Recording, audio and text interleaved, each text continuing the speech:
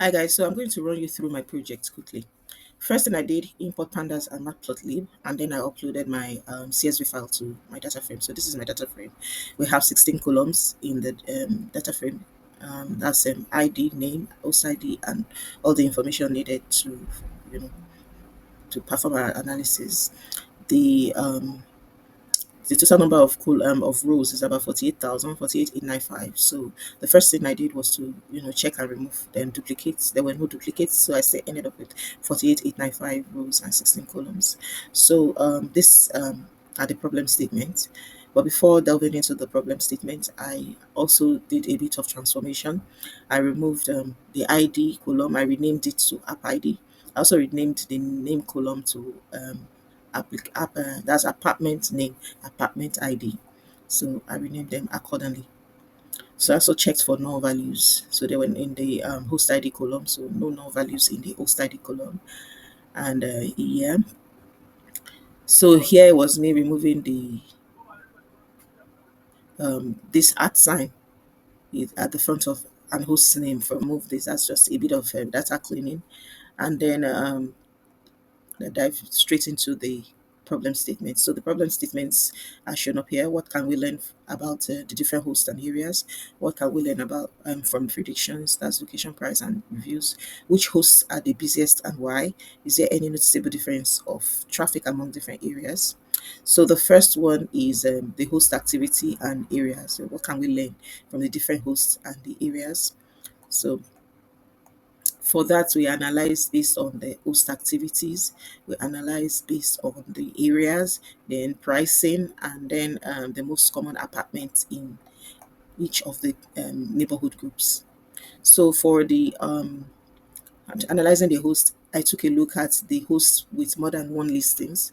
These are the super hosts. So this is these are all the hosts with more than one listings, about 5,152 number of hosts. So this is just me arranging them in ascending order to get the top 10 with the highest number of listings. So these are Sender, NYC, Blue, Grand, Cara, Capmura, Laura, Corporate, and all the all these hosts. I'm going to add because we want to see which neighborhood group they belong to. So I'm going to add neighborhood group. So let me just copy here.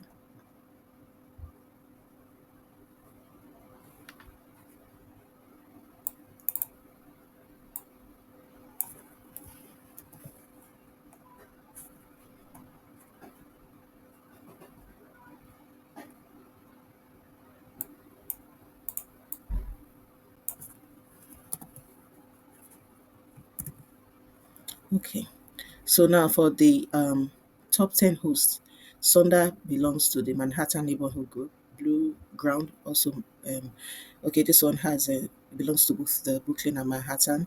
Kara, Manhattan, Kazuya, Brooklyn, and Queens. So this is like an outlier with 103 number of listings from Brooklyn, which is um, the area with minimal number of hosts. So see that later on in my analysis. So we have Manhattan, we have Brooklyn, which are but as we go on, we'll see in my analysis that these areas, Manhattan and Brooklyn, have the highest number of listings in the amongst all the neighborhood groups. So these are the top 10 hosts in the areas. So then the top 10 hosts by the number of reviews. And we have already stated earlier in my intro video that reviews practically equate bookings because you can only drop reviews after you've used the property, right? So yes, so we're going to assume that these are like proper bookings. So the number of reviews, we're going to look at the top 10 hosts with the highest number of reviews. Okay, so if we do the same thing and try to get the neighborhood group, let's see to be sure.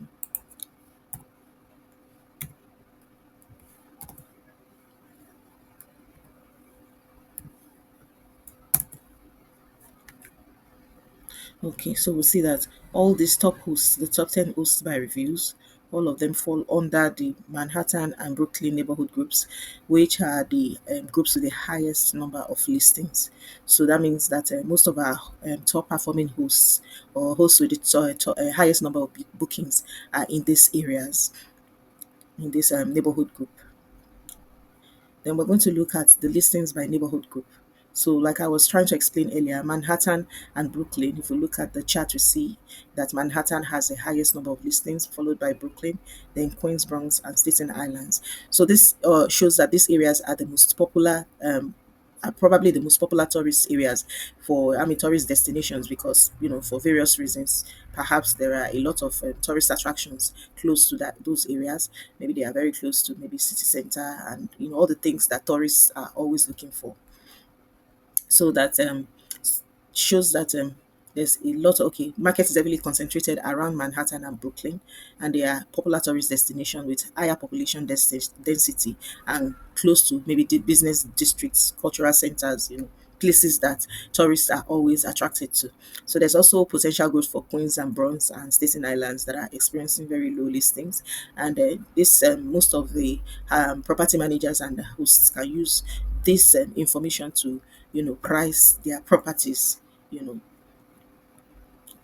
for instance, Brooklyn will command higher prices, while Coin Bronx and Staten Islands will command lower prices, more affordable prices.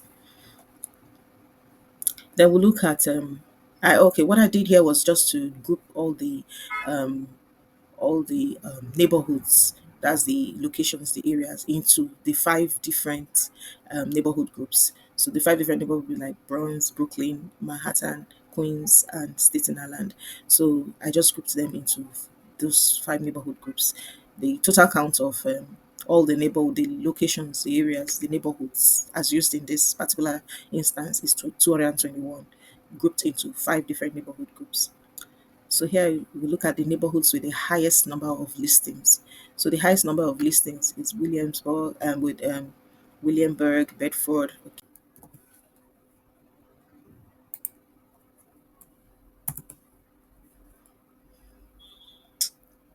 Okay, so we see that the top 10 neighborhoods by the number of listings will be this. Bronx has okay, so for Brooklyn, okay, so what I've done now is and I have the top 10 neighborhoods by listings for each neighborhood group. So because my first grouping level is the neighborhood group, then followed by the neighborhood. Okay, good. So now this is the top 10 neighborhood grouping by um, the top 10 neighborhoods by the number of listing. Yes. So we see that this Williamsburg, Bedford, Brunswick, Crown Heights, Green Points. Okay, so I know what to do. Let me just separate it. See, I'm just going to show this top 10 neighborhoods.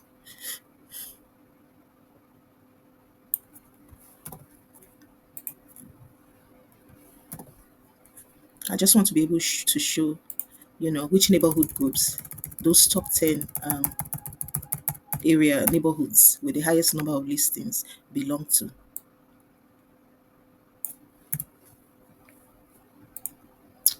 So listings by neighborhood, we have the neighborhood, we're counting. So I just want to be able to show that.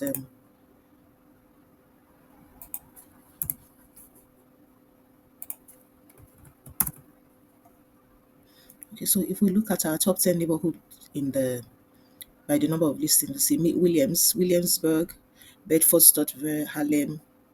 So Williamsburg, Bedford, Stouffville all fall under Brooklyn, which is, shows that Brooklyn is, they are all in the, okay, falls under Brooklyn. We see that Harlem, Bushwick falls under Brooklyn. Um, Upper West Side falls under Manhattan. Hell's Kitchen was Hell's Kitchen.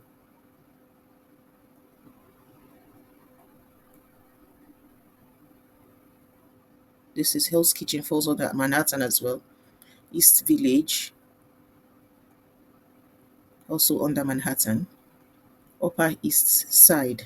So all this all the top 10 all the top 10 neighborhoods all fall under Brooklyn and Manhattan. So, which is part of what I stated here, the key inside. Expectedly has the top performing neighborhood groups. All the 10 top neighborhoods with the highest number of listings fall under the Brooklyn and Manhattan neighborhood groups, with four of them falling under Brooklyn, while six of them fall under the Manhattan neighborhood group. So, now let's look at the effect of pricing. So the average price per area, yes, we group each according to each neighborhood group is 196.88 for Manhattan, for Brooklyn 124, Staten Island 114, Queens 99.52, Bronx 87.5. So this is shows that Manhattan has the highest, it commands the highest average price, amongst all the neighborhood groups, followed by Brooklyn and then Staten Island. But note that even though Staten Island, the gap, you know, in the number of listings between Brooklyn and Staten Island is a lot. Staten Island performs, the least. I mean, has a least number of listings. We still see that the average price there in Staten Island is 114, which is quite high compared to the number of listings you know, and the number of compared to the number of listings for that area. So that means that there are some, maybe like properties in Staten Island that are highly priced. So the insight here is at 196.8 in Manhattan has the highest, followed by Brooklyn, and then Staten Island comes third. And the average price for Queens is that, which makes Queens and Bronx relatively, more attractive for tourists that are looking to, they're looking for price, for cost effective or affordable holiday or affordable accommodation. Those two are more affordable for them. They are affordable alternatives for tourists. So these are the inside. The pricing across the neighborhood reflects the demand.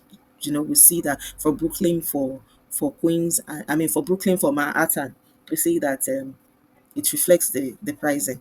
Then hosts in Brooklyn, Queens, and Staten Island might use this data to strategically price their listings. Then with a lower average price in Bronx and Queens, this area serves as opportunities for travelers looking for budget-friendly accommodation. Then now this is the one for Staten Island. That despite the relatively fewer number of listings, the average price for Staten Island suggests that there's a potential for niche markets. So now let's look at the average price per neighborhood. So the average price per neighborhood is this fourth Watt Spot 800, Woodrow 700, and on and on and on. So observation shows that the Staten Island has four of the top neighborhoods. That's this Fort Worth, the Woodrow, the Woodrow, the Prince Bay, and the Randall Manors. Randall Manor was 336, and all the others were the top highest priced. So this is an indication that certain areas in Staten Islands cater to a high-end market. This may be this may be due to the exclusivity, the spacious properties, quiet, could be all of these factors. Then we see that Manhattan has four of the top neighborhoods, of the top 10 neighborhoods by average price. We have Tribeca, the Battery Park district, Flareon district, and NoHo. Then the last, there's one from Brooklyn, that's Seagate, is under the Brooklyn neighborhood group, and then Bronx has just one top neighborhood, that's the Riverdale 442.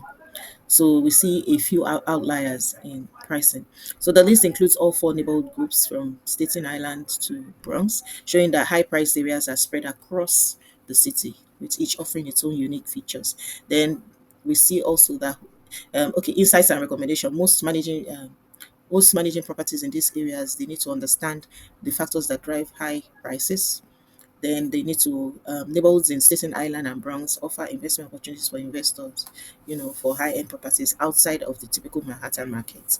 Then finally, travelers who are looking for luxury will, probably be able to afford the price, and will probably be able to afford the price. We look into, this kind of neighborhoods, that commands high prices.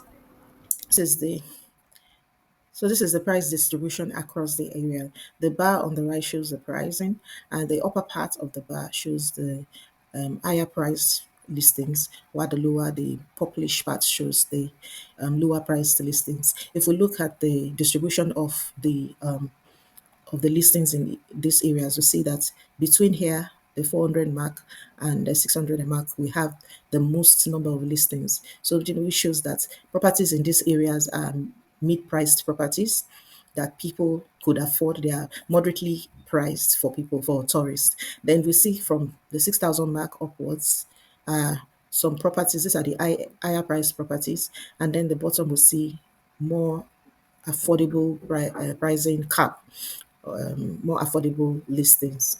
So these are the key observations. The color bar shows the price range. That's this bar. So the lighter colors, that's between 6,000 to 10,000, represent higher price, and the purplish part represents the lower price listings. And then we see that majority of the listings fall within the lower to mid price range. There are some frequently lighter color dots corresponding to higher price listings. That's about here. All these ones are higher price listings. Then the higher price listings are sparsely distributed across the area, suggesting that high price properties are less common and possibly located in specific areas that are more desirable with more desirable neighborhoods. Then the distribution clearly shows a pattern. Then this is the clustering of the listings in certain areas shows that these regions are highly popular for rentals. This could be the downtown areas or areas close to tourist attractions. The majority of the listings fall into the lowest or mid price range, as indicated by the predominant dark colors and on like that. So there are suggestions. Understanding the geographic distribution of the prices can help the hosts or property managers to target their marketing efforts towards specific areas.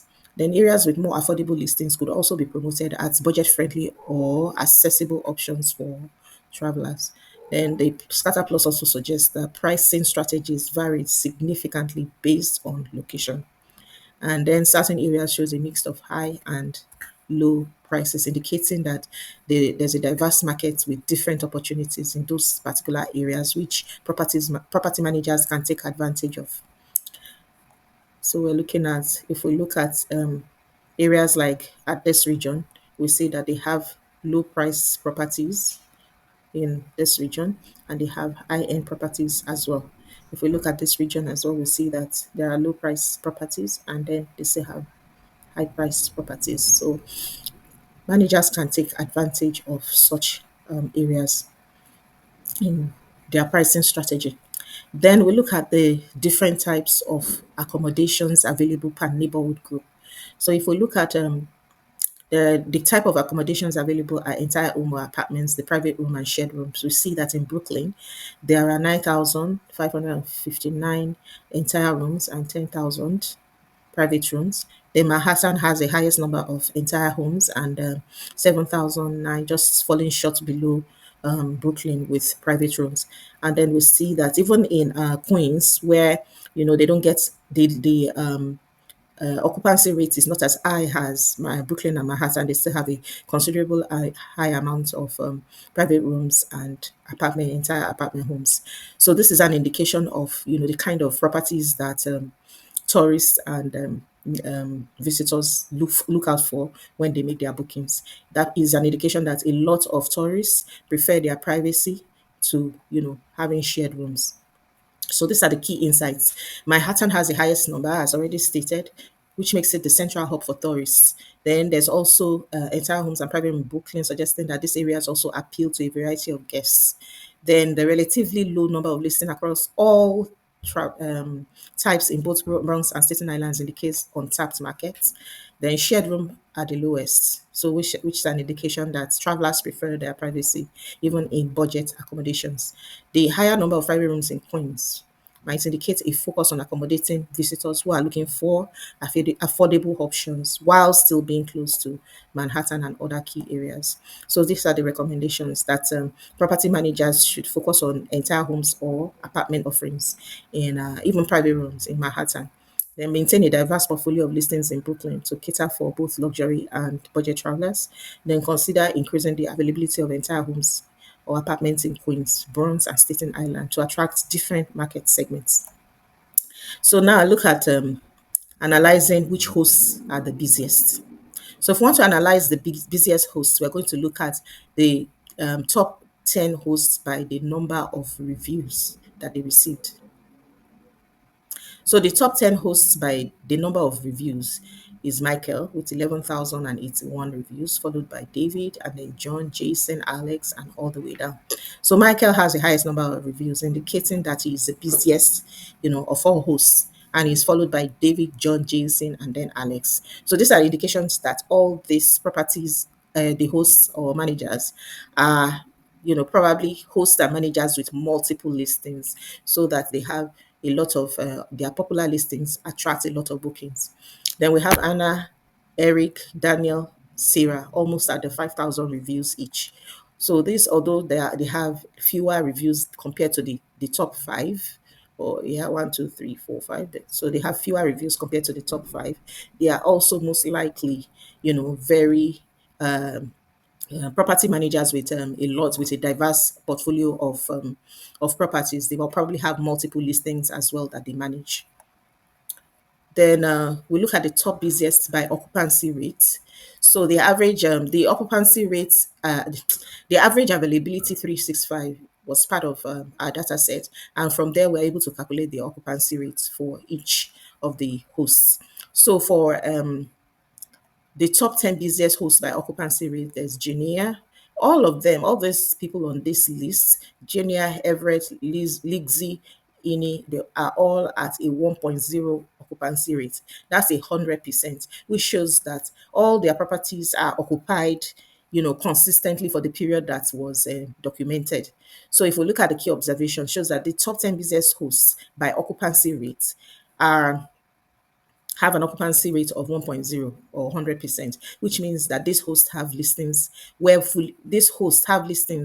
are fully booked throughout the period covered by the data. So this could be because their listings are managed by the listings managed by this host are located by at prime locations, or that their prices are competitive, or that there are positive reviews, there are repeat customers, or the super host status, or they have carried out effective marketing.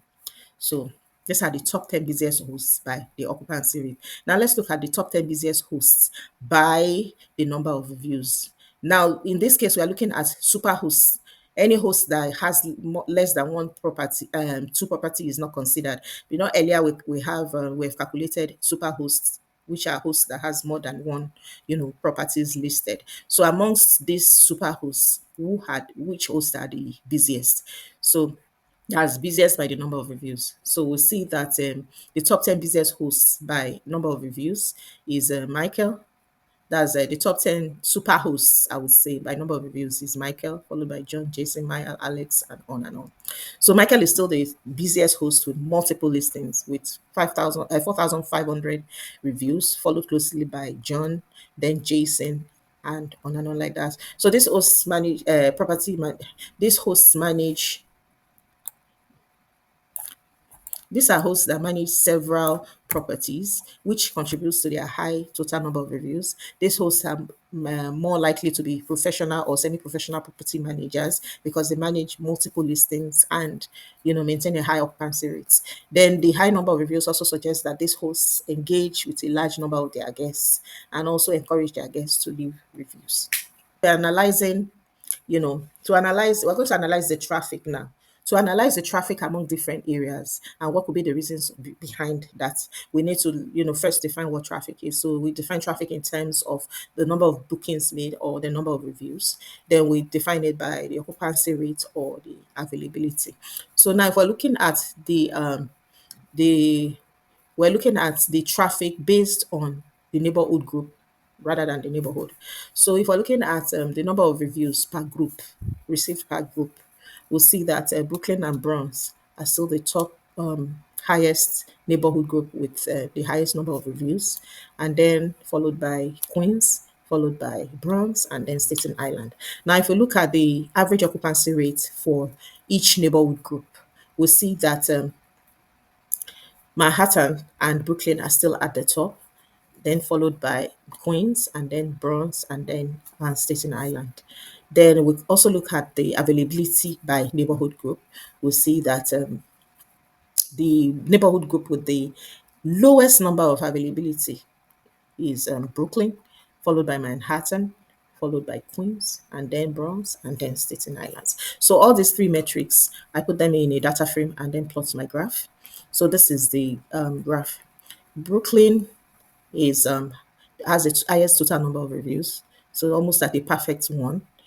And then I had to normalize the data, so that I had to normalize the values. So I had to normalize the values.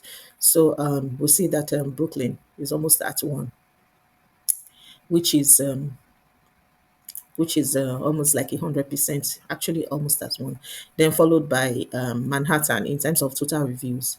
So followed by Queens, Bronx, and then Staten Island. So if we look at the average occupancy rate, we see that Brooklyn is almost at one, followed by Manhattan, and then Queens and Bronx also have a considerably high occupancy rate, which shows that even though the properties in this area are, the total number of reviews are low, but that means that most of the properties in those areas are almost always occupied, which is an indication that perhaps more of their customers or more of their, of their guests are not leaving reviews, you know, that maybe more of their guests are not leaving reviews after their stay in the properties. So the property managers need to particularly look at this situation. It's the same for Staten Island. You see, it shows considering the number of reviews, the total number of reviews, it has a considerably high average occupancy rate. So this is an indication that the property managers need to put more effort in ensuring that their guests leave reviews after their stay. Then we see that for average availability, the neighborhood groups like Brooklyn and Manhattan have the lowest availability, which is correlates perfectly with the total reviews that they have, considering that and the average occupancy rate that they have, which shows that they are almost always occupied. So these have a moderately low um, availability. And then, of course, Staten Island has the highest availability and Bronx and Queens also have relatively high availability, which shows that these properties in these neighborhoods are more often available than properties in Brooklyn and Manhattan. So if we look at the observations, Manhattan and Brooklyn, they both show very high normalized values for total reviews. Yes, so indicating that these areas are significantly more have significantly more guest feedbacks, which correlates with higher traffic. Then if we look at their occupancy rates, we see that they have high occupancy rates, which should suggest that the listings in these areas, in these neighborhood groups, are frequently booked. Then their availability is low, so which shows that it aligns with the high occupancy. It aligns with the high occupancy, showing that listings are occupied more often, leaving fewer days available. Then we look at Queens. The total reviews is moderately high, indicating decent traffic. Then the occupancy rate we see is also relatively high, but lower than Manhattan and Brooklyn. Then if we look at the availability is much higher compared to Manhattan and Brooklyn, suggesting that though listings are booked often, they are not fully occupied as the busier neighborhoods. Then the total reviews for Bronze, we see that number of total reviews indicates the least that they receive least traffic among the neighborhoods. Then, interestingly, Bronx has a high occupancy rate close to the other areas. So this suggests that the fewer listings that are there, they suggest that while there are fewer listings there, the ones that exist are frequently booked. So there's an indication that they need to work more on, getting their clients to leave reviews, to leave more reviews. Then the average availability in Bronx is also high, indicating that there might be fewer listings overall and they tend to get booked when available. Then Staten Island, total reviews in Staten Island, it also has a low number of reviews indicating low traffic. Then despite low traffic, occupancy rate is high, similar to Bronx. And then it also shows the highest availability, suggesting that listings are not booked as frequently, which correlates with the lower review count. So high traffic areas like Manhattan have the highest traffic, as evidenced by the high number of reviews and occupancy rates. So this is likely due to their central location, access to amenities, tourist attractions, and business centers. Then the low availability indicates that the properties are frequently booked. Then for moderate traffic in Queens, we see that there's moderate traffic in Queens with a good number of reviews and a high occupancy rate. The higher the availability compared to Manhattan and Brooklyn suggests that while properties are booked often, there are still more opportunities for guests to find available listings. But low traffic areas like Bronx, and then we have low traffic areas like Bronx, both Bronx and Staten Island. Okay, this is